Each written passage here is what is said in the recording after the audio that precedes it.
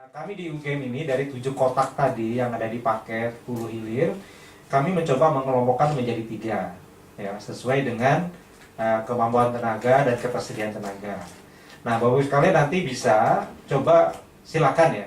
Ini tidak harus 3 seperti ini. Silakan disesuaikan dengan kemampuan di tempat Bapak Ibu sekalian yang ada. Tenaganya ada di mana saja ya. Jadi silakan ini. Bisa 3 paket, 4 paket, atau cuma 2 paket dan seterusnya, ini silakan. Atau misalnya 2 paket dulu karena memang tenaganya belum banyak, nanti bisa dikembangkan. Nah, silakan.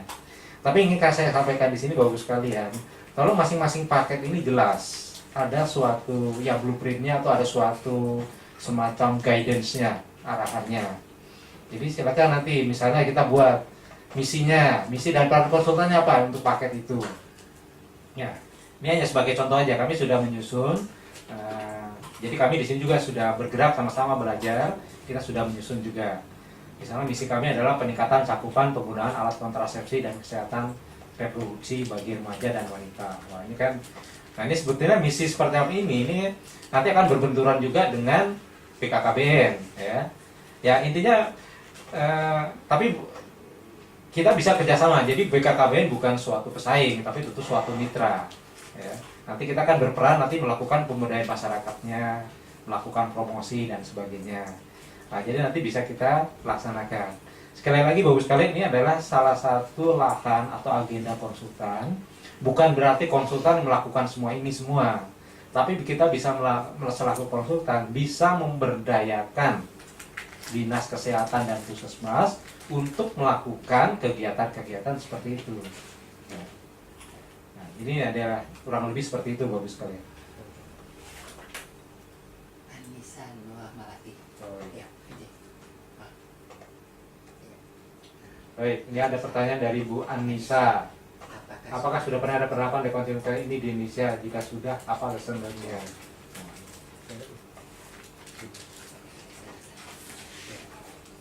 Ya, mungkin demikian Bu. Kalau kita lihat konsep Depkes atau Kementerian Kesehatan, ini sudah mengadop seperti ini, ya. Artinya secara juknis atau dari program vertikal sudah ada. Tapi aplikasi di lapangannya ini yang seringkali ya, masih terkotak-kotak. Justru dengan kita melihat ya, jadi masih terkotak-kotak, sehingga dengan kegiatan ini Bapak Ibu sekalian, kita mencoba, marilah konsep continuum of care ini kita wujudkan di lapangan secara total. Nah, inilah makanya kita butuhkan konsultan tadi yang bisa mensinergikan.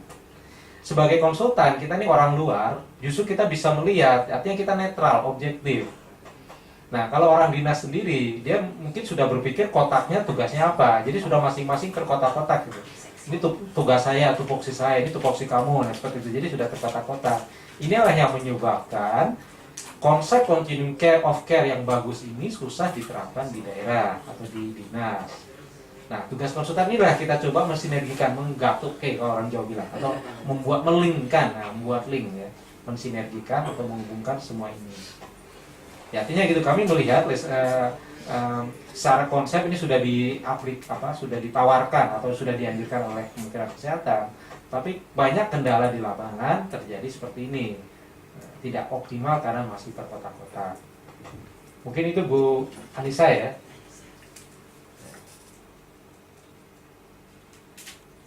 Baik, kalau ada jawaban saya masih kurang jelas, nanti silakan nanti bisa ditanya atau diketik lagi, diskusikan lagi. Baik, kita lanjut lagi pada poin selanjutnya, slide. Baik, kita coba mengidentifikasi. Jadi ini kami hanya mencoba mengidentifikasi berdasarkan kondisi di Jogja. Jadi silakan. Jadi Bapak sekalian, kalau kami di Jogja memang tidak sekedar daerah yang kita coba dekati, tapi kita sudah mulai sampai ke level pusat. Ya, karena memang selain kabupaten kota ya. Tapi mungkin Bapak Ibu sekalian, mungkin kalau konsentrasinya di level kabupaten atau kota, mungkin ya nomor 4 saja atau plus BKKBN setempat. Ya. Ini hanya contoh kami, kalau kami mencoba menjangkau dari atas sampai bawah kalau kami ya. Tapi silakan Bapak Ibu sekalian nanti disesuaikan dengan kondisi daerah. Ya. Tapi saran kami ya tadi, Bapak Ibu sekalian menjadi konsultan di wilayahnya masing-masing, untuk minimal seperti itu. Ya. Oke, slide. Ya, ini ada beberapa indikator juga yang sudah kita coba rumuskan, ya, ada indikator proses, ada output dan outcome. Ya, ini Bapak Ibu sekalian, nanti ini memang masih versi kami, artinya sebagai pancingan untuk Bapak Ibu sekalian. Jadi kami akan mengajak pada Bapak Ibu sekalian, nanti selaku konsultan, ya, apa sih yang akan Bapak Ibu janjikan pada kliennya? Misalnya Bapak Ibu sekalian nanti sebagai konsultan paket hulu, apa yang Ibu janjikan kepada bupati atau kepada wali kota atau kepala dinas? Jadi misalnya dengan kegiatan paket hulu ini kalau akan dilaksanakan, kami menjanjikan prosesnya akan tercapai seperti ini, outputnya akan tercapai ini, outcome-nya akan tercapai ini. Nah, inilah yang salah satu tanggung jawab besar atau berat bahkan bagi konsultan tadi adalah mencoba meyakinkan jasa kita, pengguna jasa kita dengan indikator yang kita janjikan tadi. Ya, silakan, ini kurang lebih demikian. Jadi isinya nanti bisa diperdebatkan, tapi yang pesan yang ingin kami sampaikan tadi, selaku konsultan ketika akan menawarkan jasanya atau membantu di dinas kesehatan atau dimanapun, inilah yang harus diadvokasi. Kami sanggup untuk ini, indikatornya seperti ini, misalnya dalam waktu setahun, 2 tahun atau berapa. Jadi ada yang dijanjikan. Ya. Jadi agar mereka yakin dengan paket hulu ini, mereka bisa mendapatkan apa gitu. Nah, itu yang kita janjikan. Slide selanjutnya. Oke, baik Bapak sekalian, sebelum masuk paket kedua, karena intinya sama, mungkin ada komentar atau pertanyaan atau diskusi lain, silakan Bapak Ibu sekalian. Bisa langsung mengacungkan tangan atau dengan ketik ya. Setting, silakan. Dari Ike Anggaini. Oke. Silakan. Ya, saya tertarik Ibu Ike ya.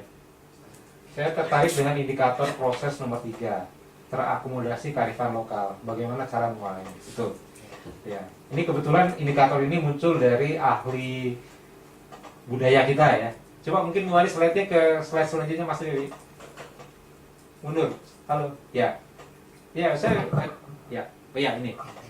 Terakomodasinya kearifan lokal dalam program-program pencahayaan dan kesehatan COVID-19.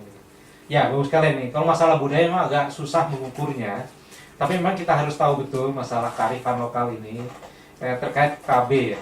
Jadi mungkin kalau misalnya ada beberapa di daerah tertentu ada menggunakan KB-KB alami hanya dengan cara-cara yang mungkin bagi kita tidak ilmiah, tapi ya kok bisa juga untuk KB ya. Jadi itu ada beberapa tempat yang misalnya ada pantang berhubungan karena alasan pamali, alasan tabu dan sebagainya saat itu. Ya mungkin bagi kita ya itu tidak ilmiah, tapi dengan cara seperti itu ternyata bisa menjadi program keluarga berencana yang secara tidak langsung ya. Nah memang ini agak susah untuk mengukurnya terus terang Bu ya. Tapi nanti sekali lagi ini karena sudah masalah budaya, ini ahlinya tidak hadir, jadi nanti kita diskusikan nanti pada tanggal 29 saja Bu ya. Saya mohon maaf nanti saya takut salah menjawab karena bukan bidang saya ya. Mungkin demikian Bu, tapi ini artinya tetap kalau kita akan intervensi ke masyarakat harus ada ahli budayanya didukung ya. Itu yang mungkin pesan yang ingin saya sampaikan. Baik, selanjutnya tidak ada. Oke, kita lanjutkan dulu paket kedua. Jadi sama Bu, ini paket kedua kami di UGM sudah mencoba membagi ada paket kedua terkait dengan gizi dan tumbuh kembang. Jadi di sini juga kita di tim kami ini ada ahli gizinya. Nah, sehingga beliau yang kami minta untuk menyusun visi misi dan seterusnya terkait dengan paket kedua ini. Nah, sekali lagi Bapak Ibu sekalian, untuk Bapak Ibu sekalian yang untuk mengembangkan paket ini tentu bisa melibatkan ahli gizi setempat. Ya.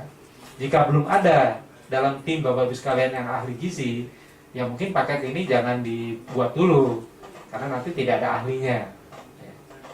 Nah, jadi itu yang pesan saya. Jadi silakan, ini suatu pancingan sekali lagi, hanya pancingan untuk menyusun paket-paket dari 7 kotak tadi kita coba menjadi 3 paket yang bisa kita kembangkan. Silakan. Jadi kalau memang ada ahli gizinya, paket ini bisa dikembangkan. Ya. Oke, ini sama visinya seperti mengungkapkan angka kejadian gizi kurang dan gizi buruk dan seterusnya ya. Ya, jadi ini ya tadi sudah saya sampaikan terhadap gizi tadi.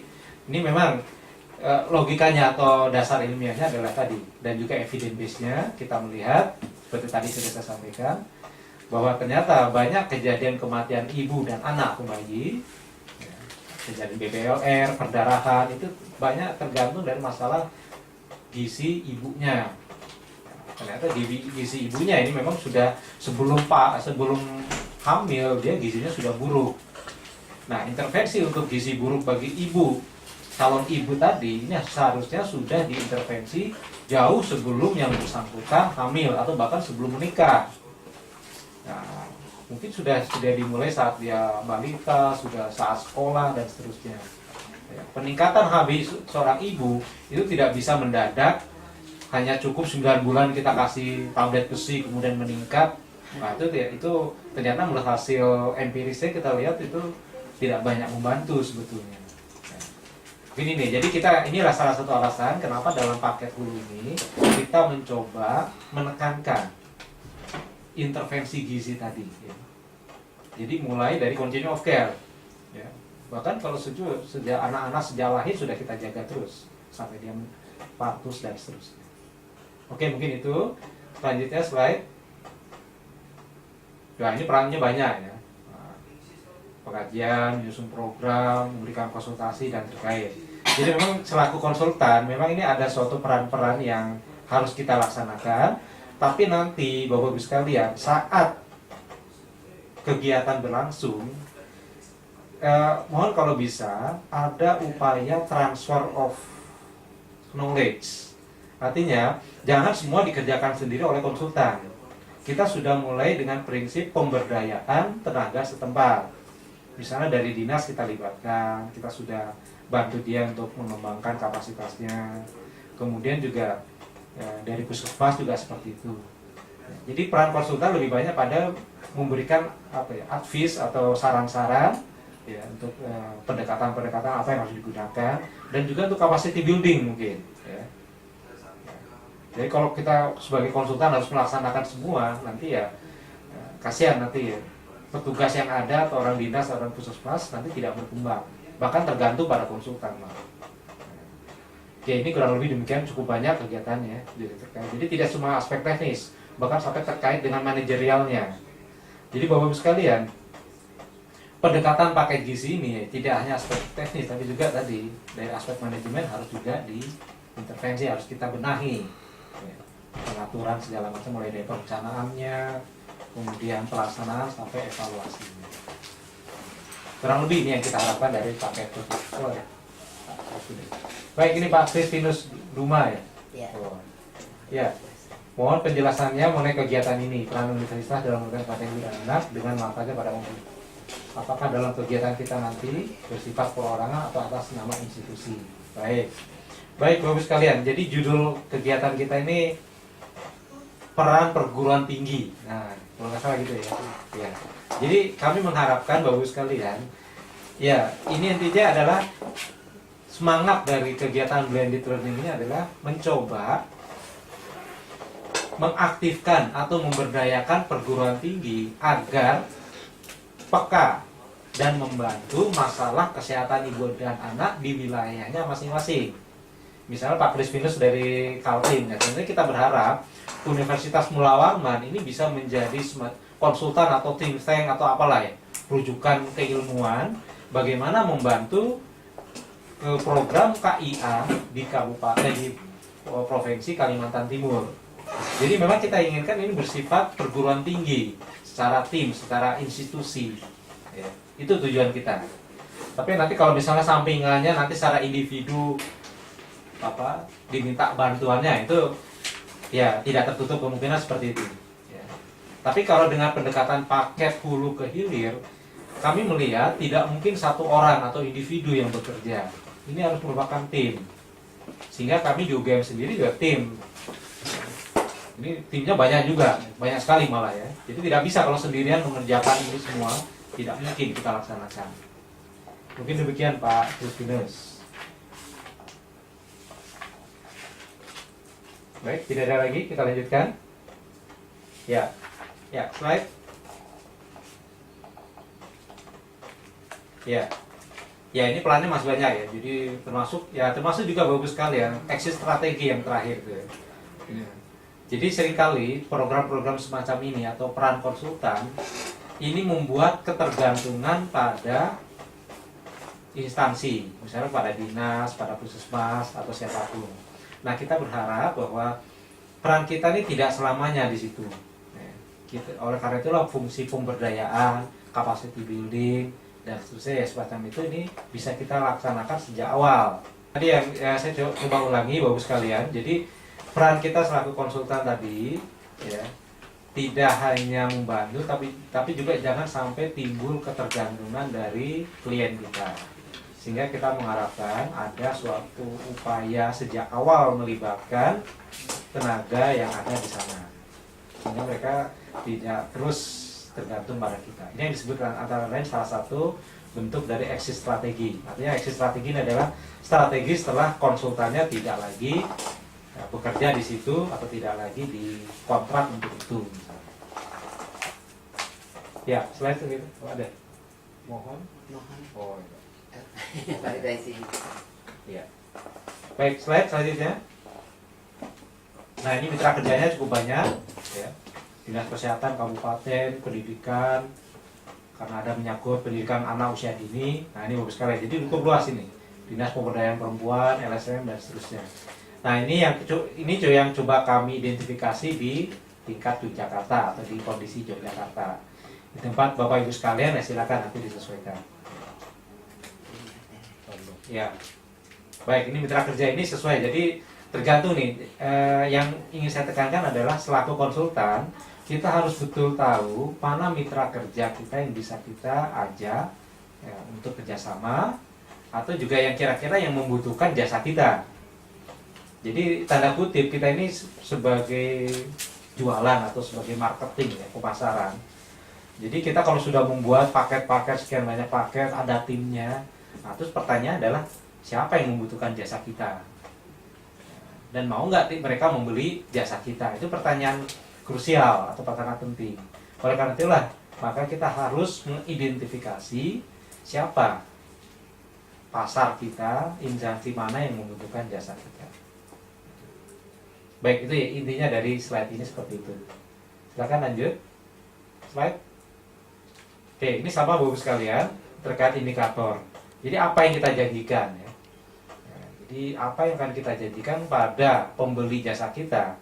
Misalnya kita akan advokasi pada bupati, advokasi pada kepala dinas, atau dinas-dinas lain, lembaga lain. Ini yang kita harus berani membuat ya apa yang kita janjikan. Mungkin kita dalam bentuk proposal ya. Bapak sekalian kalau akan membeli paket ini atau menggunakan paket ini, kami akan menjanjikan dalam waktu setahun, 2 tahun akan tercapai indikator input seperti ini. Indikator proses akan tercapai seperti ini. Ini baru indikator, belum target Bapak sekalian ya. Jadi sama seperti tahap paket 1. Sebetulnya ini hanya berupa indikator, belum ada target. Jadi kalau tergantung nanti Bapak sekalian berani misalnya kalau kegiatan cuma setahun, kira-kira berapa persen meningkatnya. Jadi nanti kalau sudah terkait dengan waktu harus muncul juga target. Nah ini belum muncul, ini baru bersifat umum ya. Misalnya kalau Bapak sekalian nanti akan intervensi 2 tahun, nah kita harus janji dalam 2 tahun berapa meningkatnya untuk indikator input, berapa persen, dan indikator proses berapa persen. Ini tuh. Ada? Ya. Silakan slide. Oke, ini sama ya, indikator output sampai outcome. Jadi ya ini kita harus menyusun betul ya. Nah, jadi bagus sekali salah satu tugas konsultan tadi selain masalah teknis, bagaimana substansi dari apa yang akan kita konsultasikan atau yang kita akan bantu, Bapak Ibu juga sekalian harus ahli atau bisa membuat semacam proposal, ya juga ahli manajemen juga biar ngatur juga, ya. Dan yang penting adalah bagaimana menyusun semua ini dalam suatu proposal yang bisa menarik minat calon klien kita. Nah, ini antara lain dengan membuat outcome yang kita janjikan, output apa, ini tentu bisa menarik bagi mereka. Memang ujung-ujungnya yang kita belum juga kembangkan adalah terkait dengan rupiahnya. Nah ini kayak kami juga masih belum selesai mendiskusikan. Misalnya kalau paket tadi misalnya paket gizi, dalam 1 tahun berapa rupiahnya? Nah ini yang masih belum kita juga rumuskan dengan belum selesai kita rumuskan. Karena biasanya halo Bu Maliana, ada yang ditanyakan? Halo? Wah, di mute saja, tolong. Maaf. Ya. Ya, silakan Bu Mariana kalau akan bertanya tadi karena masalah koneksi internet bisa diketik saja. Nanti akan kita jawab atau kita diskusikan.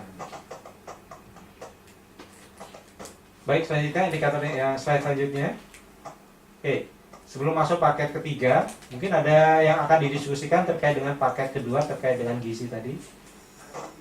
Silakan Bapak Ibu sekalian. Bu Rati. Berarti, bismillah. Silakan Bu Rati, akan ada yang ditanyakan. Silakan Bu. Oh ya, terima kasih Bapak. Ya, silakan Saya Ibu. nggak menanyakan yang tentang indikator slide sebelumnya Pak. Ya, slide tolong di. Sasarannya ada yang ibu hamil, ibu menyusui, bayi, balita. Untuk menentukan prioritas program kita itu apakah boleh Pak kita membuat prioritas Ya. atau semuanya kita menjadi outcome jangka pendek? Terima kasih Bapak. Baik Bu. Jadi memang ini untuk menentukan ya dia sebagai konsultan kita harus tahu dulu masalah di wilayah yang akan kita bantu itu apa. Jadi masalahnya kita nanti asesmen dulu, makanya sebelumnya ada asesmen ya. Kita coba menilai dulu, melakukan asesmen, masalahnya apa, kemudian prioritasnya apa. Nah, karena pimpinan daerah atau kepala dinas atau siapapun itu pasti akan mencoba memecahkan masalah yang ada. Jadi otomatis nanti mereka juga kita ada prioritas-prioritas yang akan kita intervensi. Jadi ini menu ini yang kalau yang ada di slide ini kan bersifat generik atau bersifat menyeluruh. Tapi dalam praktek konsultasi kita nanti kita sesuaikan dengan masalah yang ada dan prioritas masalah yang disepakati apa. Nah, kita coba tawarkan bantuan kita seperti itu. Mungkin demikian Bu, berarti ya. Jadi betul-betul Terima kasih Bapak. ya, terima kasih sama-sama Bu. Jadi sangat situasional ya. Jadi apa yang akan kita tawarkan pada klien kita ini betul-betul sangat lokal spesifik atau betul-betul sesuai dengan kondisi masalah kesehatan yang ada di situ. Jadi belum tentu misalnya dari sekian paket, barangkali mereka tidak butuh paket gizi barangkali. Tapi mungkin paket lain karena mungkin lebih mendesak barangkali. Ya itu ya seperti itu ya. Kita coba nanti. Makanya sebagai konsultan kita harus pintar-pintar mencari celah ya, atau yang kira-kira mereka butuh kita tawari. Seperti itu. Baik, masih ada? Tidak ada. Ya. Ya, slide. Ya, terkait ini paket yang ketiga untuk yang ya penyakit-penyakit terkait dengan ibu dan bayi ya. Ya ini kita coba juga sama Bu sekalian. Jadi selaku konsultan juga timnya ini kita harus membuat juga visi kita apa, misi kita ada apa dan peran kita apa. Jadi ini kita mencoba mengidentifikasi dan merumuskan secara internal bagaimana kita mau apa sih jadi sebagai konsultan ini. Nah hal yang semacam ini berangkat dari konsep manajemen strategik ya. Ya, jadi ini konsep ini adalah agar suatu tim, suatu organisasi atau bahkan individu bahkan ini punya suatu visi, punya misi, sehingga apa yang akan kita lakukan itu jelas tujuannya. Kita akan mencapai apa. Nah, demikian juga untuk pengembangan tim konsultan ini kita harapkan juga seperti itu. Masing-masing punya visi, misi, perannya seperti apa. Nah, dengan perumusan semacam ini, nanti ini kita jelas kita akan berperan sebagai apa. Misalnya, sehingga nanti dalam mengajukan proposal atau advokasi kepada pengambil kebijakan atau keputusan kita bisa menyampaikan kami akan bergerak di sini, tugas kami ini, peran kami ini. Tapi kalau di luar peran itu mungkin kita tidak bisa ya, kita terus terang aja karena kita juga tidak mungkin bisa semua, kita bukan Superman yang menguasai semua hal. Jadi harus kita batasi betul, kami ahli di bidang ini, peran kami selingkup ini. Nah, seperti itu. Lanjut. Oke, ini mitra kerjanya juga kita lihat ya. Bisa mulai Kementerian Kesehatan, berkah daerah, LSM, siapapun. Jadi ini contoh di Jogja saja, sekali lagi Bapak sekalian, ini contoh kami di Jogja. Ini bisa dikembangkan di masing-masing kabupaten, kota, masing-masing di wilayahnya. Lanjut. Nah, ini juga demikian untuk indikator ya. Silakan, ini hanya semacam list saja, suatu identifikasi kita. Jadi kita menganggap ini kalau semua perlu ini. Nah, tapi tentu sekali lagi indikator ini bisa sesuaikan dengan kondisi masing-masing daerah, kebutuhannya apa, masalahnya apa, prioritasnya apa. Tapi tetap intinya adalah kita harus menawarkan, ya kita harus menjanjikan. Inilah kalau misalnya Bupati mau menggunakan kami sebagai konsultan selama 2 tahun, kami berjanji indikatornya adalah seperti ini yang bisa kita capai. ANC-nya, cakupan imunisasi dasar, dan seterusnya. Baik, selanjutnya, slide. Oke, bagus sekali. Jadi itu kurang lebih gambaran dari apa yang kita diskusikan. Selanjutnya kita tentu akan masuk pada penugasan yang ada 2 lembaga yang atau perguruan tinggi yang belum masuk, ya, Universitas Mula Warman dan sama dengan Unhas. Nah, tapi yang lain sudah masuk semua, ya. Nah, sudah masuk semua. Jadi silakan. Jadi kita akan diskusikan bagus sekali dalam termin selanjutnya ini terkait dengan analisis kebutuhan konsultasi kegiatan di hulu pada wilayah regional Anda dan kemampuan tim tadi. Ya. Ini sudah masuk, ya, hasil-hasilnya. Tapi mungkin ada yang ingin diperdalam oleh Bapak Ibu sekalian terkait dengan apa yang sudah disusun.